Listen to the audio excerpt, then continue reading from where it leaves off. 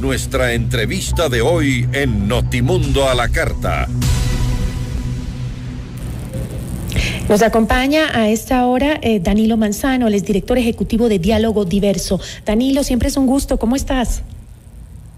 Querida Gisela, muy buenas tardes. Reconocer una vez más, como siempre, Notimundo y a través, en este caso, de tu gestión, por permitirnos topar estos temas que definitivamente tienen que ser siempre de interés público, más ahora para hablar acerca de las juventudes LGBTIQ+ del Ecuador. Muchas gracias. No, gracias a ti por el trabajo que realizas desde hace muchísimo tiempo y que siempre es un trabajo de calidad y muy comprometido. ¿Qué acciones específicas propone esta agenda para lograr una verdadera inclusión de las personas LGBTIQ+, sobre todo en edades jóvenes, ¿no?, que son los que más problemas enfrentan? Por supuesto que sí, mi querida Gisela. Yo quisiera iniciar este espacio expresando una solidaridad desde Diálogo Diverso con las múltiples familias en la provincia de Cotopaxi que se han visto seriamente afectadas por la crisis de lluvia, y esperemos que efectivamente a través del gobierno se pueda dar una respuesta a este contingente, en este caso que se necesita de manera emergente. Ahora bien, en cuanto al tema que nos convoca y hablar de la necesidad enorme que había de generar un instrumento de investigación que nos permite identificar de manera directa y con las actores en el territorio jóvenes del LGBTI del país acerca de cuáles son sus necesidades actuales, qué es lo que está pasando actualmente de cara al derecho a la educación, al derecho al empleo, el derecho y el acceso a la salud pública y el derecho también a la libre participación como tal, que nos han dado grandes resultados, que nos han dejado muy sorprendidos en varios temas, debido a que, mi querida Gisela, esta generación de investigación de esta agenda de derechos de la población joven LGBTIQ+, por primera vez a nivel latinoamericano, permitió también contar con la participación de jóvenes en situación de movilidad humana, debido a que las grandes ciudades, Quito, Guayaquil, Manta, Cuenca, el Ecuador entero, no solamente se compone por quienes hemos nacido en el Ecuador, sino también por jóvenes desde diferentes nacionalidades que residen en nuestro territorio. Así que hemos querido levantar una información donde nadie se quede afuera, un instrumento de participación política que pueda tener una visibilidad muy grande en cuanto al reconocimiento de sus propios actores. Al mismo tiempo, mi querida Gisela, parte de este trabajo de la creación de la Agenda Joven LGBTIQ+, nos permitió, luego de 10 años, poder generar una investigación de alto impacto que nos permitió encuestar a más de 600 familias en 23 provincias de las 24 provincias del Ecuador. ¿Por qué era esto importante? Porque es fundamental también tener en cuenta cómo está leyendo la ciudadanía los derechos de la población LGBT. Sobre esto que tenemos resultados que nos han dejado grandes sorpresas. ¿Cuáles son los resultados más, esos que dices, más sorprendentes de esta encuesta? Brevemente, cuéntanos. Claro que sí, mi querida Gisela, por supuesto.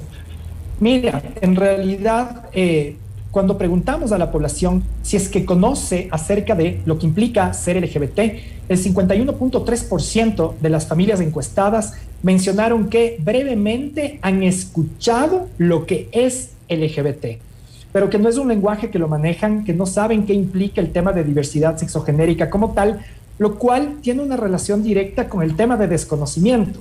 ¿Cómo podemos esperar una ciudadanía que deje de discriminar cuando los esfuerzos por parte del gobierno, del Estado ecuatoriano, acerca de enviar mensajes que permitan la erradicación de violencia hacia la población LGBT han sido realmente demasiado pocos o demasiados deficientes? Es que justamente, Danilo, el desconocimiento, la ignorancia sobre un tema te vuelve discriminador, porque como no lo conoces, le tienes un poco de temor. Y creo que eso es básico, ¿no? Exactamente. Interesante lo que dice la encuesta. Exactamente, mi querida Gisela. Y es aquí que es importante también señalar que desde el activismo por los derechos LGBT y en el caso de Diálogo Diverso, la organización de la cual soy director, nosotros generamos acciones de incidencia que van de la mano con la empatía. Es importante mencionar que nosotros no estamos en contra de la persona como tal, sino estamos en contra de la homofobia como una estructura que lastimosamente tiende a que exista esta discriminación justamente por el desconocimiento. Pero hay otros resultados también, mi querida Gisela, que considero que son muy importantes compartir. Como por ejemplo, el 31.7% de las personas encuestadas afirman que conocen a algún amigo o familiar que ha sido discriminado por ser LGBT. Así también, el 24.2% de la población conoce casos en que los padres, papá y mamá, han expulsado a sus hijos de los hogares por identificarse como personas LGBT. Al mismo tiempo nos mencionan que si un familiar se identifica como persona LGBT, el 68% de las personas encuestadas pensarían en aceptar a esta persona. El 15.5% buscaría ayuda. Y un dato que nos ha alarmado mucho es que el 6.3% de la población intentaría buscar alternativas que cambien a este joven por identificarse como LGBT. Qué peligroso ese dato, ¿no? Paso a que lastimosamente en el Ecuador existan estas clínicas de tortura que ofrecen una falsa cura para la población LGBT. Peligrosísimos esos datos, Danilo. Tengo que cerrar, lamentablemente no hemos tenido mucho tiempo para conversar, te voy a invitar en otra ocasión, pero sí me gustaría una pregunta que es importante. Recuerdo que en junio de 2021 el gobierno presentó la primera subsecretaría de Diversidades, una entidad adscrita a la Secretaría de Derechos Humanos, y entre sus funciones justamente estaba el tema del trabajo a favor de la inclusión de personas LGBTI. Justamente con estas estadísticas que nos acabas de contar, ¿cuál ha sido la aplicación práctica de políticas en contra de la discriminación de género y orientación sexual por parte de esta entidad que creó el gobierno?